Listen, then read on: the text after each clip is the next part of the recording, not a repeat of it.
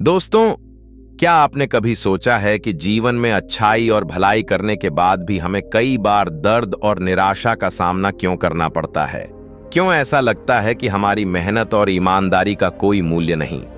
जीवन की राह में हम सभी ने कभी ना कभी धोखा खाया है, अपनों से उम्मीद लगाई है और निराश हुए हैं। लेकिन क्या इस निराशा में डूब जाना ही हमारी नियति है, या फिर हमें इससे कुछ सीख लेकर अपने जीवन को एक नई दिशा में ले जाना चाहिए?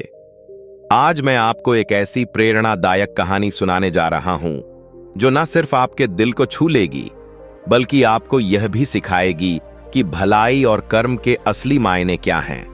यह कहानी है एक ऐसे व्यक्ति की है जिसने जीवन की हर कठिनाई को सहन किया, दूसरों की मदद की और अंत में एक ऐसी सच्चाई सीखी जिसने उसके जीवन को पूरी तरह बदल दिया।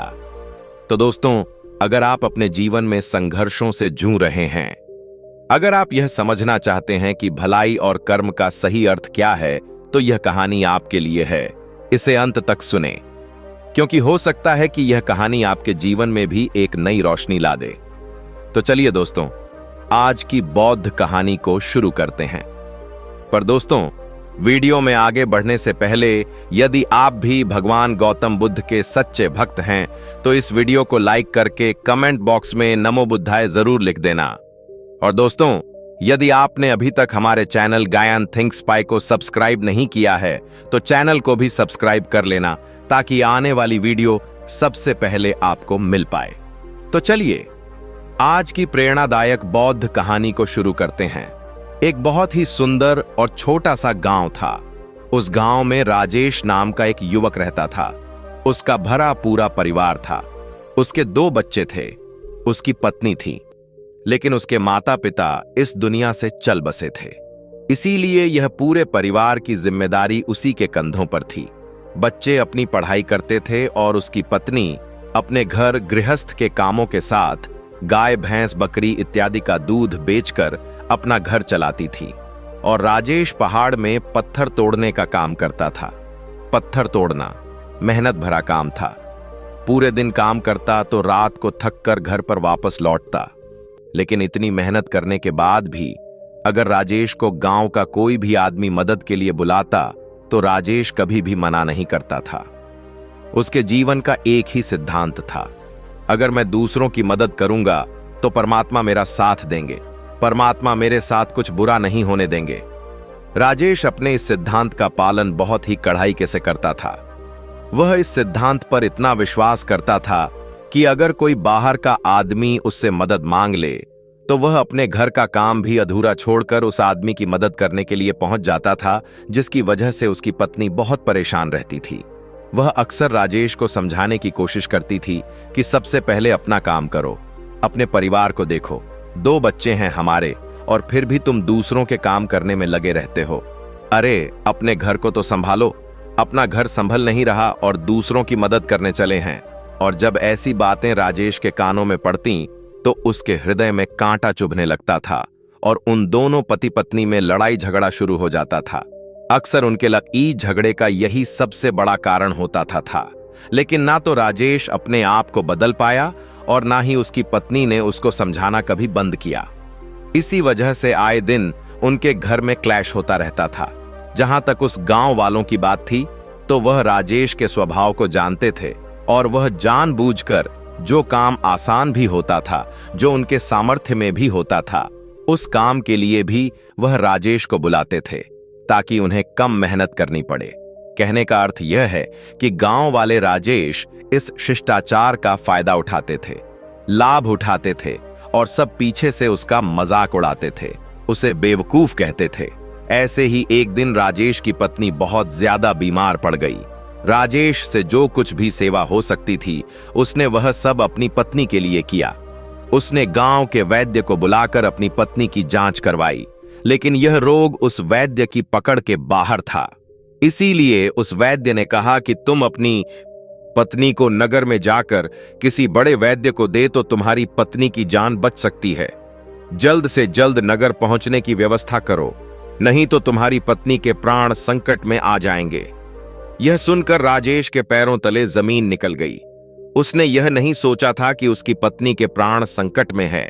वह सोच रहा था कि कोई साधारण सा रोग होगा जिसका इलाज हो जाएगा, लेकिन जब उसने वैद्य की यही बात सुनी तो वह घबरा आ गया। अब पत्नी को नगर तक कैसे लेकर जाए, क्योंकि उसके पास इतना नहीं था कि वह अपनी पत्नी के लिए एक घोड़ा गाड़ी करके उसमें अपनी पत्नी को लिटाकर नगर में ले जा सके। उसकी पत्नी की हालत बिल्कुल चलने की भी नहीं थी, इसलिए उसे नगर पहुंचाने के लिए किसी घोड़ा गाड़ी की जरूरत थी। संयोग से उसके मित्र के पास घोड़ा गाड़ी थी। वह अक्सर व्यापार के लिए अपनी घोड़ा गाड़ी नगर में लेकर जाया करता था। इसीलिए राजेश के मन में विचार आया कि मैं अपने मित्र पड़ोसी से घोड़ा गाड़ी ले सकता हूं। मैंने अपने पड़ोसी के काम को कभी नहीं टाला, तो वह मेरे काम को कभी मना ही नहीं कर सकता। और यही सोचकर वह घोड़ा गाड़ी लेने के लिए अपने पड़ोसी के पास गया। जब राजेश ने उससे घोड़ा गाड़ी के बारे में पूछा तो उसने यह कहकर उसका यह काम टाल दिया कि मेरे घोड़े बहुत ज्यादा बीमार हैं, वह शायद बच भी मुश्किल से पाएंगे।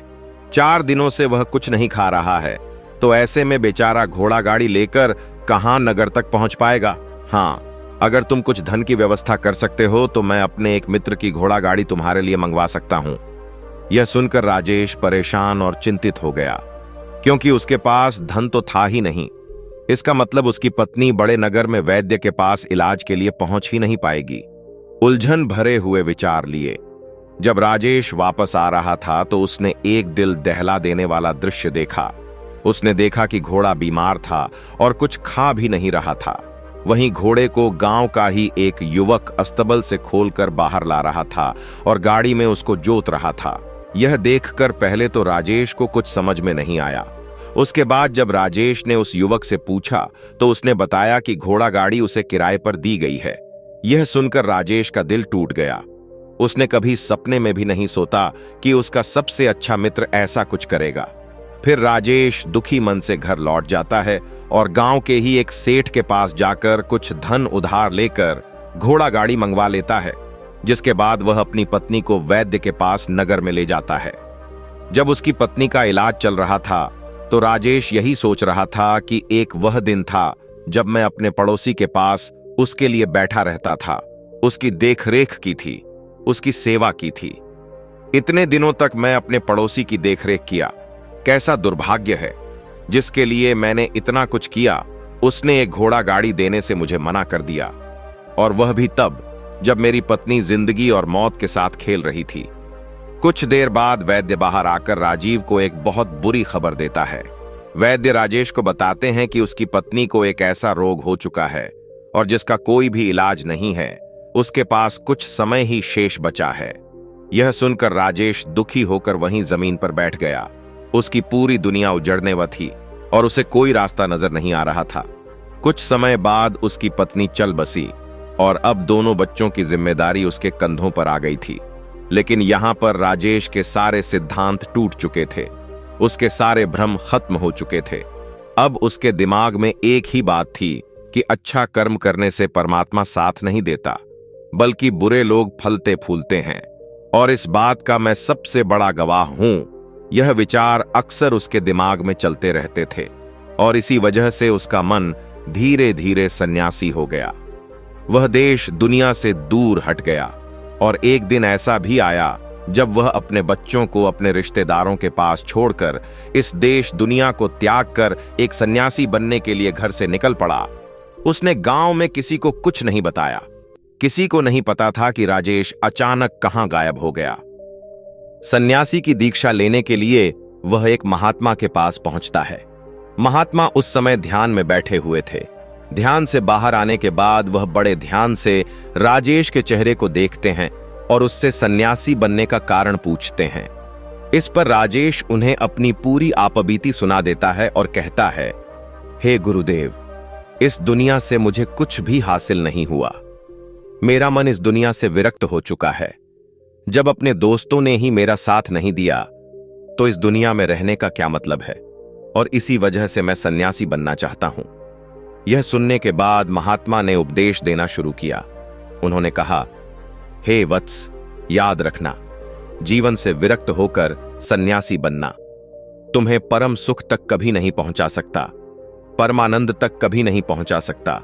तुम दुनिया से अपने मन पर एक बोझ लेकर विरक्त हुए हो। तुम दुनिया से परमात्मा की खोज करने के लिए विरक्त नहीं हुए हो। इस भ्रम में कभी मत रहना।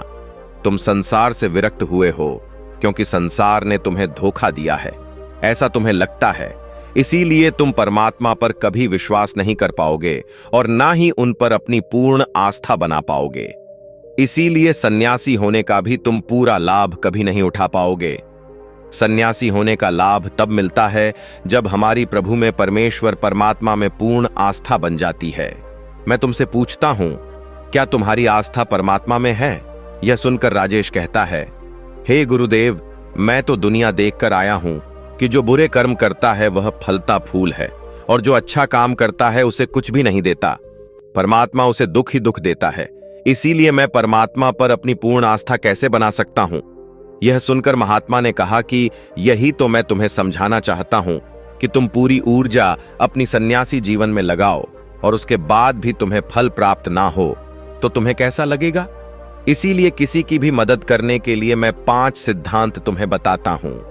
यह 5 सिद्धांत समझकर संसार में वापस लौट जाओ और संसार में गृहस्थ जीवन जियो। उसके बाद ही सन्यासी जीवन का उदय होता है, जब हम अपने गृहस्थ जीवन को पूर्ण रूप से समझ लेते हैं और अपनी जिम्मेदारियों का निर्वाह कर देते हैं।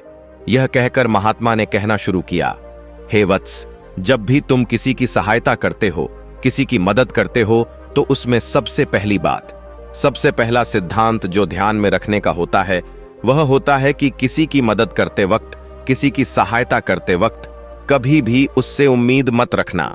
यह मत सोचना कि आज मैंने इसकी की सहायता कर दी, मदद कर दी, तो कल बदले में यह भी मेरी सहायता करेगा, मेरी मदद करेगा। अगर तुम ऐसा सोचोगे तो तुम्हें जीवन में दुखों का सामना करना ही डरेगा, क्योंकि एक नहीं तो दूसरा, या दूसरा नहीं तो तीसरा कोई ना कोई तुम्हारी उम्मीद जरूर तोड़ेगा। और वास्तविकता में वह मदद या वह सहायता नहीं होती है, वह हमारे लालच का ही एक रूप होता है। हम उसकी सहायता या मदद निर्भर तरीके से नहीं कर रहे हैं और हमारे मन में लालच का भाव है, हमारे मन में बदले का भाव है। हम यह सोचकर मदद करते हैं कि इसकी मदद कर देता हूं तो कल यह मेरा भी मदद करेगा। और यही लालच हमें अक्सर उन लोगों की मदद करने पर विवश करता है जो किसी न किसी रूप में धनवान होते हैं, क्योंकि हमें लगता है कि कल आदमी धन के द्वारा ही मदद कर सकता है। और इसीलिए जिस इंसान को वास्तविकता में मदद की आवश्यकता है, हो सकता है वह गरीब हो, लेकिन हमारा मन अपने लालच के वशीभूत होकर उसकी मदद कभी नहीं करेगा। इसीलिए किसी की मदद और किसी की सहायता करने के अपने विचार को विस्तार दो। केवल एक प्रकार के वर्ग के लिए अपनी सहायता या अपनी मदद पेश मत करना, उन सबके लिए समान होनी चाहिए। जरा सोचो, एक तरफ तुम्हारा मित्र हो जिसके पास धन है, संपदा है, और दूसरी तरह कोई गरीब औरत हो जो भूखी बैठी हुई है। तुम्हारा दोस्त तुमसे कहता है कि मित्र, आज तो खाने के लिए अच्छे अच्छे पकवान मंगवा लो बाजार से, और दूसरी तरफ वह औरत तुमसे 2 सूखी रोटी मांग रही है, तो तुम किसकी मदद करोगे? कौन मदद का हकदार है? सबसे पहले हमारा कर्तव्य बनता है कि उस औरत की भूख मिटाए, लेकिन अक्सर इंसान ऐसे नहीं सोचता। वह अपने मित्र को तो खिला देगा, उसको तो बाजार से बहुत महंगी वस्तु मांगा के दे देगा, लेकिन किसी गरीब को उसकी भूख मिटाने के लिए पैसा या धन नहीं देगा। दूसरी बात जो ख्याल में रखने की है वह यह है कि सहायता करते वक्त हमारा लालच कभी भी उसके साथ नहीं जुड़ना चाहिए। अक्सर हम जब किसी की मदद करते हैं तो हमारा लालच और हमारा स्वार्थ ही उसके साथ जुड़ा होता है, और हम अपनी भविष्य की योजना तैयार करके उस आदमी की मदद करते हैं। हम यह सोचते हैं कि अगर मैं इसका यह काम करूंगा तो भविष्य में यह आदमी मेरा वह काम पूरा कर देगा, और वह सहायता, वह मदद बिल्कुल भी परमात्मा के द्वार को नहीं खटखटा, क्योंकि वह लालच है। जाहिर है आप अपने आप को धोखा देने के लिए अपने लालच को एक सहायता, एक मदद का रूप दे रहे हैं। तीसरी बात जो ध्यान में रखने की है वह यह कि अपने सामर्थ्य के हिसाब से दूसरे की मदद करो। कभी भी एक गृहस्थ आदमी को किसी की इतनी सहायता नहीं करनी चाहिए जिससे कि उसका परिवार और उसके बच्चे कष्ट में जीवन बिताएं। सबसे पहला फर्ज हमारा अपना परिवार होता है। अपने परिवार को सुखी रखना, उनकी जरूरत पूरी करना और उसके बाद दूसरों की मदद करना आता है। लेकिन कुछ लोग दूसरों की मदद पहले करते हैं और अपने परिवार को तवज्जो कम देते हैं। जिससे कि परिवार में लड़ाई झगड़े आए दिन पनपते रहते हैं और यह सब हम समाज में देखते रहते हैं। अगली बात जो ख्याल में रखने की होती है वह यह कि अपना कर्म, अपनी जिम्मेदारियां पहले निभानी होती है। हम अपना कर्म, अपना काम छोड़कर पहले दूसरों की मदद करने के लिए चले जाते हैं और जब दूसरा बदले में हमारी मदद नहीं करता तो हमारा दिल दुखी हो जाता है। हम सोचते हैं कि मैंने तो अपना काम छोड़कर उस आदमी की मदद की थी और वह आदमी मेरी मदद ही नहीं कर रहा है। इसीलिए अपना कर्म सर्वोपरि है, अपना कर्म सबसे ऊपर है, क्योंकि वही काम करने के लिए इस दुनिया में हमारा जन्म हुआ है। और सबसे आखिर में जो बात समझने की है वह यह कि परमात्मा की मर्जी से ही सब कुछ होता है। हमारा कर्तव्य है अपने कर्म को करते जाना।